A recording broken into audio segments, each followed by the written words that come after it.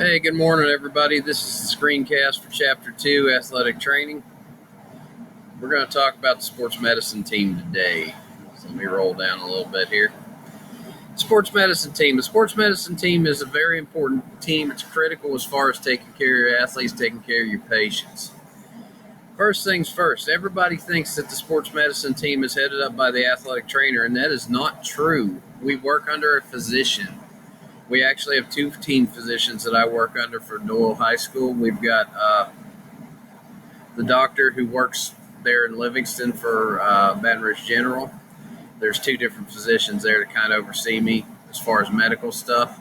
And then we work for our team orthopedist, Dr. Wayne Wagaspack. He's one of the Baton Rouge Orthopedic Clinic physicians. He works for LSU.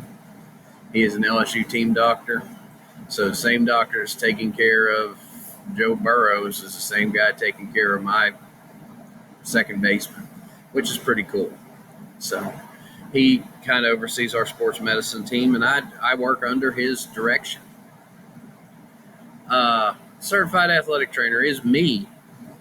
Certified athletic trainer we'll talk a little bit more about, but the certified athletic trainer is a person who goes through specialized training. It's a 4-year program. It's soon to be a 6-year program to become a certified athletic trainer. You are a medical practitioner, and you are licensed by the state of Louisiana to take care of people. It's a national certification program as well, so it's a little more training than somebody just getting hired to be a coach. But the coach is part of the sports medicine team. There's no doubt about it, because I can't be everywhere. Schools can't afford an athletic trainer that goes to every single practice, every single game, every single event to see every single person. The coach has some responsibilities as far as the team's athletic care. Most of the time, if there's an emergency or a problem, they defer it to the athletic trainer, but it's the coach's job to manage that injury until the athletic trainer can see them. Right now, it's very nice in the state of Louisiana. We actually have fairly good athletic training coverage. Most decent-sized high schools have an athletic trainer. However, not every high school in the state of Louisiana has an athletic trainer. About 20% of the high schools do not have any kind of sports medicine services whatsoever, mostly because of location. They're in a rural area, and the athletic trainer doesn't get out there to see them very often. But at least in our conference, most of our schools have athletic trainers available, even if they're not at every game. Then finally, the athletes. The athlete himself is a part of the sports medicine team. And he is responsible for letting people know when he's injured so that we can get him healthy. Sometimes with our athletes, that's the biggest struggle, is getting them to admit they're hurt, because athletes want to play. And I understand that, and I want my athletes to be able to play. But our athletes need to be able to recognize, if I'm injured, is me at 60% helping my team? And the answer sometimes to that question is no, it's not. So playing hurt sometimes is not an ideal thing, because you're actually kind of screwing over your own teammates because you're trying to be tough. So what we got to do is we got to look at that whole situation. And if you are injured, injury might not be our best. Playing injured might not be our best choice, because it's going to affect your play. You're not going to play as well if you're hurt. Pure and simple. And most of my athletes are not elite athletes. I've been in situations where, do I put in my hurt player because they're so much better than the other player? And sometimes the answer is yes, sometimes the answer is no. And then there's other injuries like concussions that I don't care how good you are, you can't play with it because it could affect your future health down the road. So that's part of the sports medicine team. But there's other parts of it as well. Community healthcare facility. This is kind of a big, vague statement, because this is a textbook that's written for national publication, and all these different schools have different healthcare systems. Basically, in this area, we have the hospital. We have the emergency rooms that help to support any kind of an emergency that might happen. We have doctors' offices. We have hospitals. We have different things. So the hospitals help to support they're part of the sports medicine team as well. The parents of the athletes are a part of the sports medicine team. Making sure that we're getting the best care for their student and for their player, for their kid, is part of it. The other thing is there's certain things that me as the athletic trainer I can't do. If I tell a kid you need to go see a doctor, and I tell a parent you need to go see a doctor, and the kid doesn't go see a doctor, I can't make any progress because I work under a doctor's supervision. We're in a holding pattern if I have to send a kid to a doctor, and I can't do anything until a physician sees him and tells me what I'm able to do or not do. And finally, your school administration. This goes from the superintendent all the way down to the principal. Livingston Parish is very supportive of their athletic trainers. There's not a lot of full-time athletic trainers employed by this parish. To my knowledge, there's 2. But we also have a lot of contracted athletic trainers that come into the schools. So almost every school in Livingston Parish has some kind of sports medicine coverage. The smaller schools like Maurepas and Holden, they don't get a lot of sports medicine coverage, but they also don't have a ton of athletes. So, all right, your certified athletic trainer. It's abbreviated AT or ATC. Your certified athletic trainer is a healthcare professional. We specialize in preventing, recognizing, managing, and rehabilitating injuries that result from physical activity. Your athletic trainer deals with your physically active population. It's one of the reasons why a lot of high schools, the athletic trainer is such a great fit.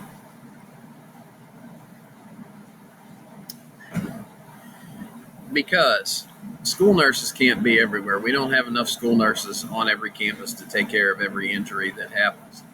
A lot of what my job is as the athletic trainer at Dole High School is to take care of injuries that happen, whether they're to kids with physicals or whether they're to just kids who are just there as kids. Now, the question always is, well, if you take care of athletes, how can you take care of just regular kids? Well, regular kids are considered to be physically active people. So therefore, I can take care of a lot of that. And mostly what I do with just the regular student population is emergency medical, which I'm covered by my emergency medical technician certification. So because of that, the athletic trainers really specialize with our athletes. The big thing that athletic trainers can do with our athletes that I can't do with just an average kid in gym class is I can manage and rehabilitate their injury the whole way through the process. A kid in gym class sprains his ankle, I can stabilize it, send him to the doctor. The doctor tells him what to do. The doctor follows up with him, and the doctor does his thing. If one of my athletes sprains his ankle, I can evaluate that injury. I can see if the ankle is sprained, see how badly it's sprained, see if it needs an x-ray, see if it needs physician care. If it needs physician care, I send him to the physician. The physician takes care of him, and the physician goes from there. I follow the physician's orders. Not every sprained ankle requires physician care. I can manage it, I can evaluate it, and then I can do rehabilitation on it, and I can return that kid to play without them ever seeing a doctor at all. That's the value of having an athletic trainer on your staff. I don't know if you've ever been to the doctor, but doctor's bills are expensive. They cost a lot for doctors to go visit the physician.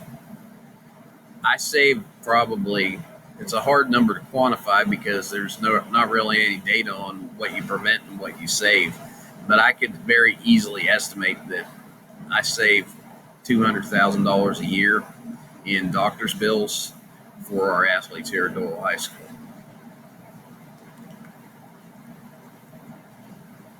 All right, HIPAA stands for the Health Insurance Portability and Accounting Act of 1996.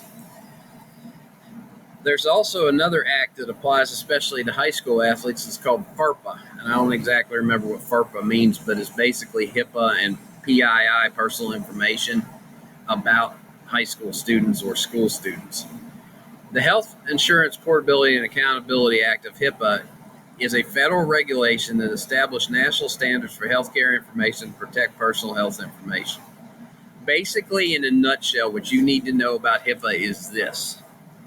HIPAA is personal privacy as far as personal safety, or as far as injury or medical information. If you are hurt, they can't share all your information with everybody. There are only certain people that you can discuss healthcare information with. Let's use an example of a ninth grade athlete at Doyle High School sprains his ankle. I can discuss his personal information with his parents. I can discuss his personal health information with the doctor. I can discuss his personal health information with the physician. I can't talk to his insurance company.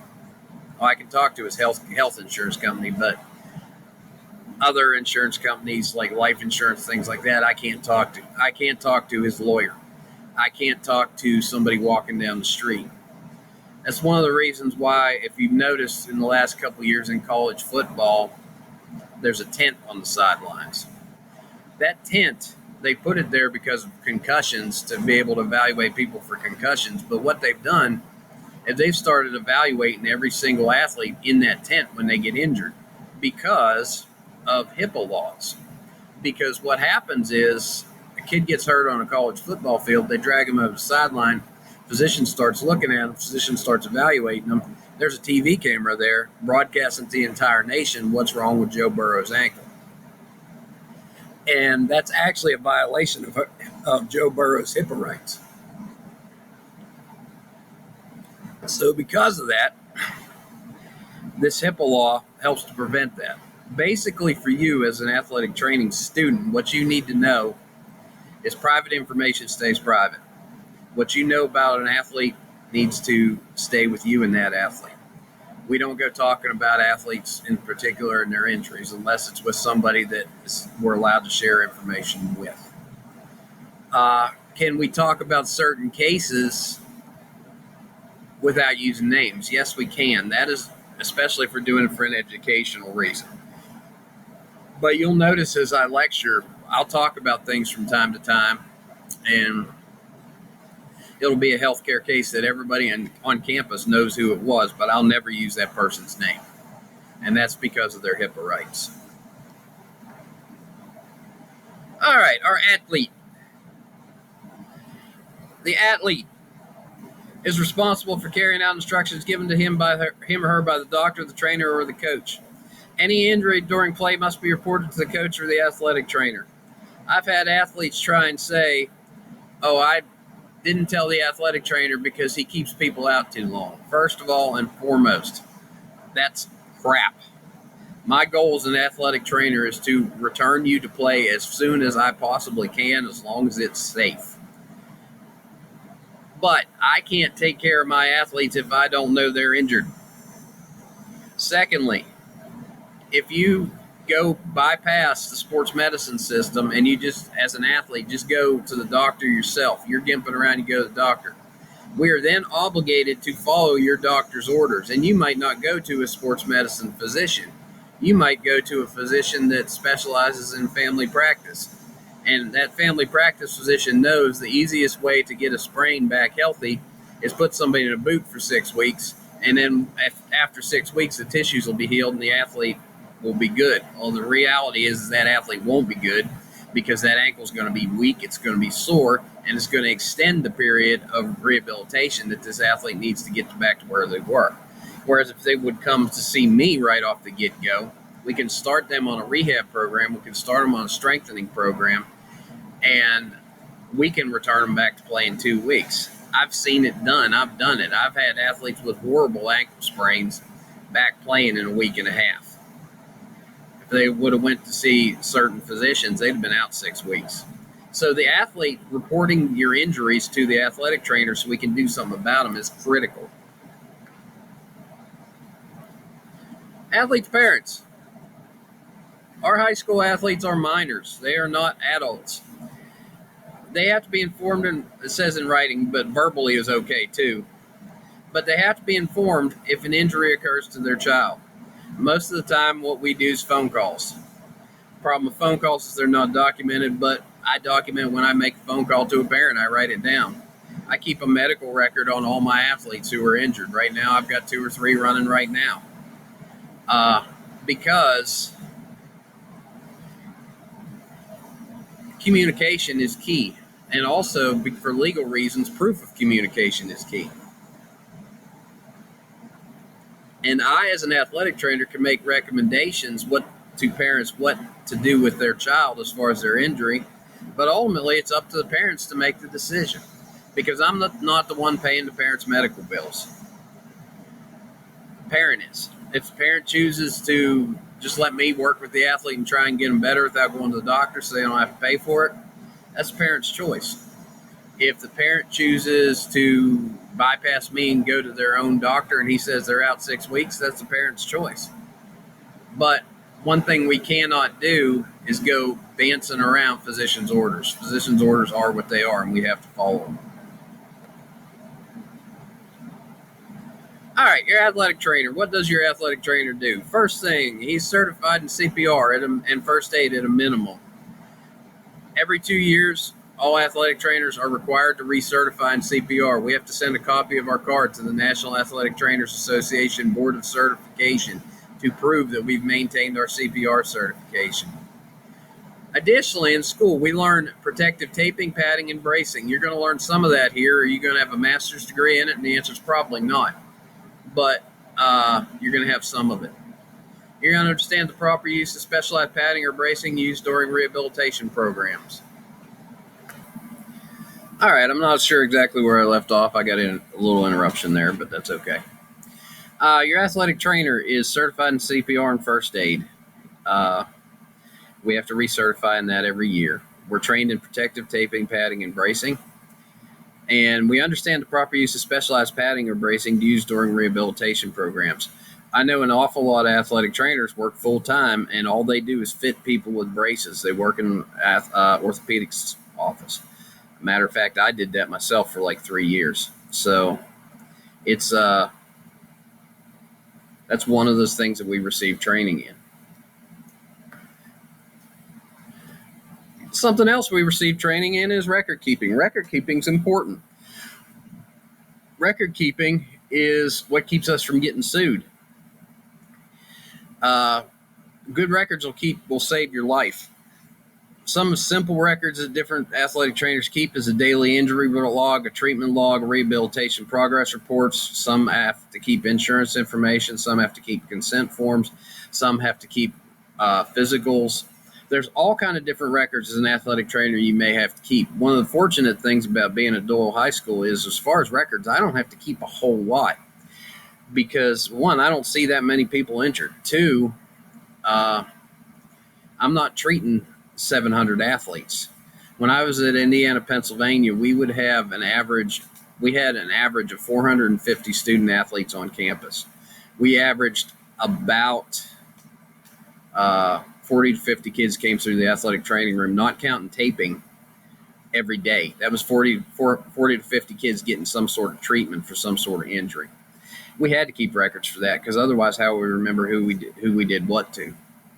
Here at Doyle High School, because I only have a handful of kids at any one time that are injured, I just keep track of all their stuff in a single athlete file. I don't keep a daily injury log or a treatment log. I just keep a list of when a kid gets hurt, he gets a new file folder, and the injury report goes in there, and then I just keep an eye on record what I do as I go. All right.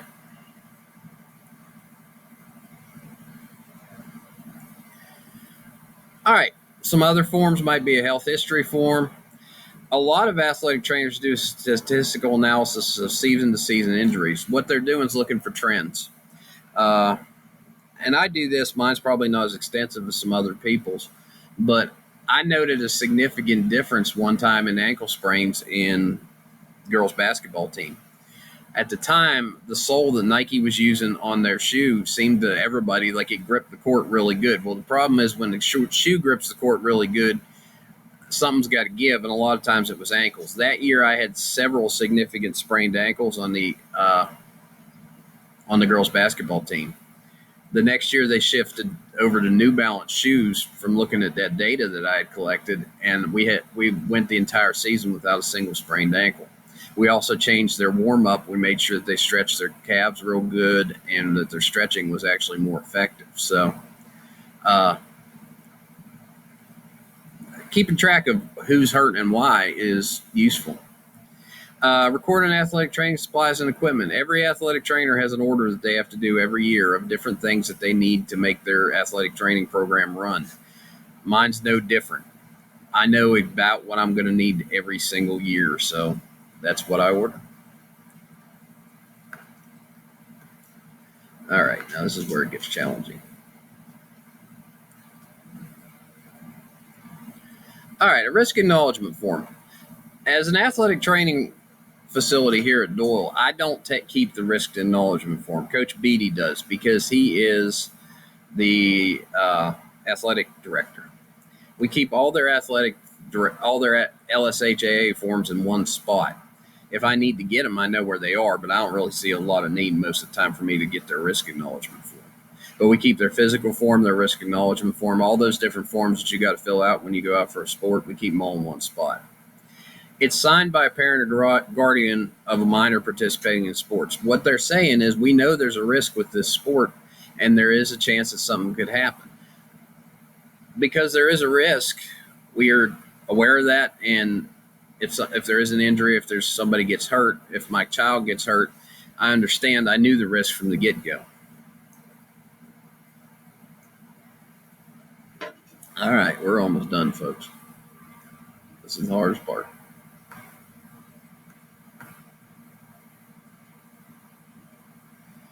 All right, emergency insurance information and consent form. Now, this is one that we also keep on file in the athletic director's office, but in the state of Louisiana, to participate in high school athletics, you have to have some sort of insurance. It can be Red Cross, or not Red Cross, they're not an insurance company. It could be Blue Cross.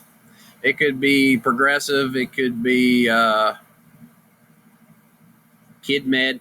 It could be Medicaid. There's all kind of different insurance plans out there. But we have to have that, and we have to have emergency contact information. It has to be signed by the parents, and it gives the healthcare providers this insurance. There's a law in the state of Louisiana that if you have a minor that comes into an emergency room and you don't have the parents there to consent, to just treat them. But mostly that's for life-saving activity.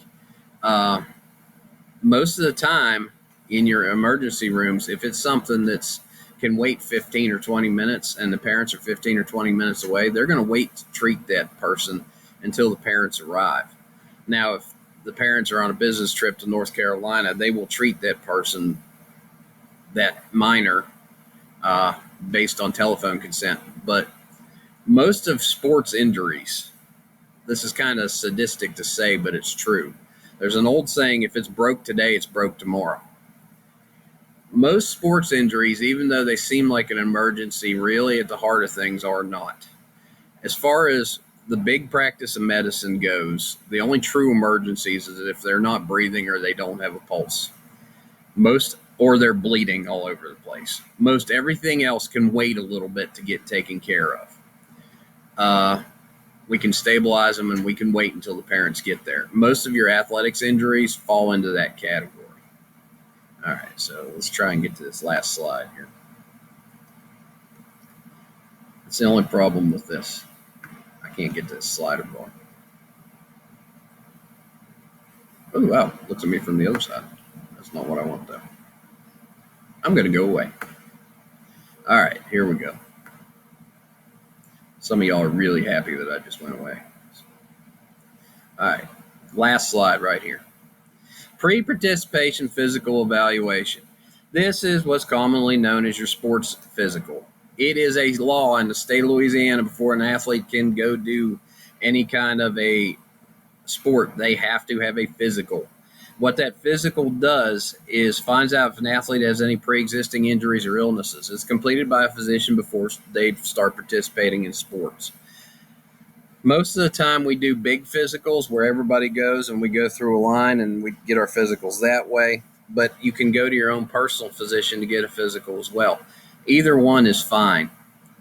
But before you can participate in a sport in Louisiana, you have to have this physical. Now, a lot of times people think physicals are stupid and a waste of time. I'm healthy. I'm 15 years old. There's nothing wrong with me. Well, I know of two cases where the physical here at Doyle High School where the physical made a huge difference. I had a softball pitcher who, for some reason, had developed a drop foot in her right leg, and she didn't tell anybody. When I was going through her orthopedic screening for her physical, she could not do that smoothly. We didn't pass her physical. We sent her to a physician. Physician found out she had a nerve entrapped in her leg, and if it would have went on a whole lot longer, she would have had permanent damage to her leg. She ended up having to have surgery and actually was out of softball for 3 months. She was able to play that spring season, though. So that physical saved her leg. Another time that the physical made a huge difference is, believe it or not, our bass team, they're required to have physicals as well. And the bass team, we had a kid whose EKG showed up as suspect. And we didn't clear him because of his suspect EKG. He had to go to his own physician to get cleared. And it turned out to be nothing, but it could have been something major. It could have been some kind of major cardiac issue. And fortunately, thank God it wasn't. But that was his. That's another place where just at Doyle High School, and in my experience, physicals have actually helped kids a lot. So, all right, so we're going to stop there. Make sure when you're doing all these assignments, you do all the assignments. Take a look at them ahead of time to see what order they're in, and do them all in order before you take the test. All right, if you have any questions, call me, text me, beat me if you want to reach me, like Kim Possible. All right, bye, guys.